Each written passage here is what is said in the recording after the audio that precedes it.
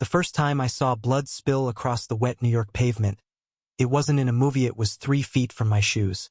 And the second most terrifying thing that night was realizing the man holding my hand would either be my salvation or my undoing. We were never supposed to be there.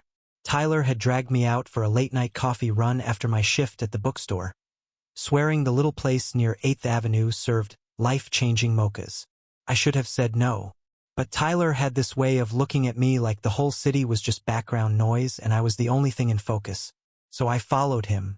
And that's how we ended up in the alley behind Gino's Cafe, staring at a man crumpled to the ground, his blood spiraling toward the drain, and a killer's silhouette fading into the darkness.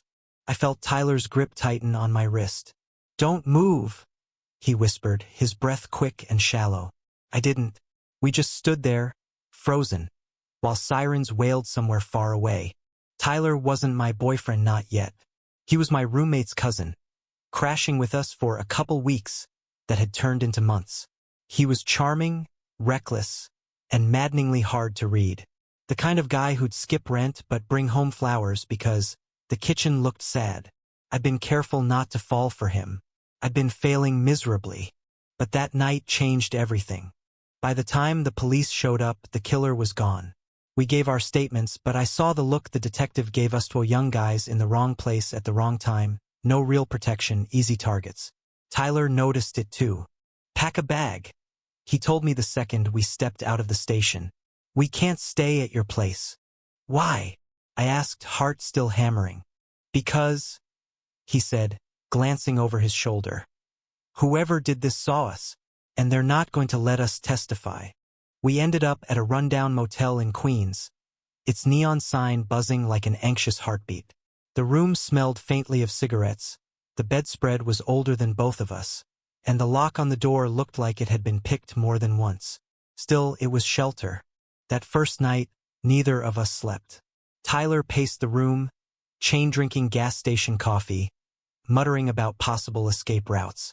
I sat on the bed, knees pulled up, trying to convince myself this wasn't real life. "You okay?" he asked finally, stopping in front of me. I shook my head. "No." Something in his expression softened. He sat down beside me, his knee brushing mine. "Hey," he said quietly. "I'm not going to let anything happen to you." The thing was, I believed him.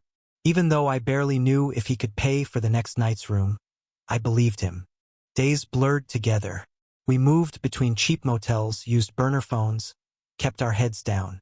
Tyler was maddeningly calm when we were in public, but in private, the cracks showed his hands trembled when he lit cigarettes. His voice dropped when he thought someone was outside the door. Somewhere in the chaos, we stopped pretending we weren't drawn to each other.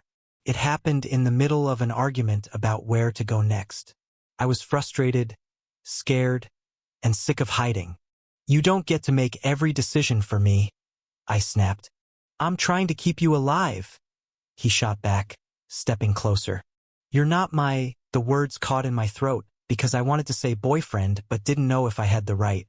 He stared at me for a long moment, and then his hand cupped the back of my neck, pulling me into a kiss so fierce it stole my breath.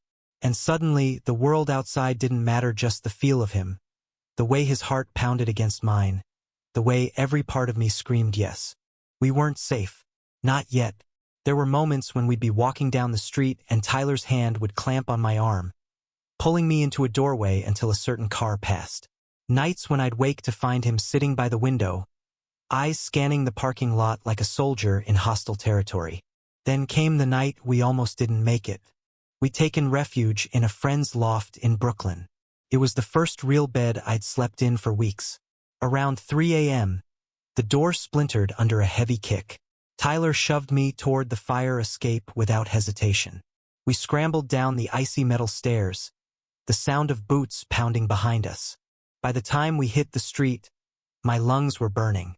Tyler grabbed my hand and we ran, weaving through alleys, ducking behind dumpsters, until we lost them in the maze of streets. We collapsed in an empty bus shelter, both of us gasping for air. "I'm so sorry," Tyler said, his voice breaking. "For what?" I asked. "For bringing you into this. For making you a target." I reached for his face, forcing him to look at me. You didn't make me a target. You kept me alive.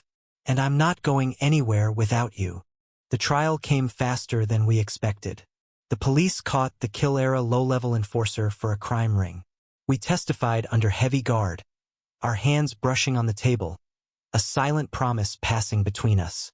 When it was over, we walked out of the courthouse into crisp autumn air, free for the first time in months. Tyler exhaled like he'd been holding his breath since that night behind Gino's cafe. So, he said, a cautious smile tugging at his lips. What now? I slipped my fingers into his. Now, we go home. Together.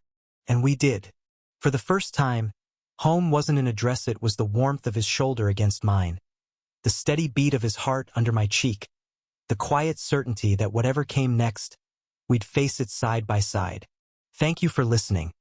Don't forget to like and subscribe to stay updated with the latest videos.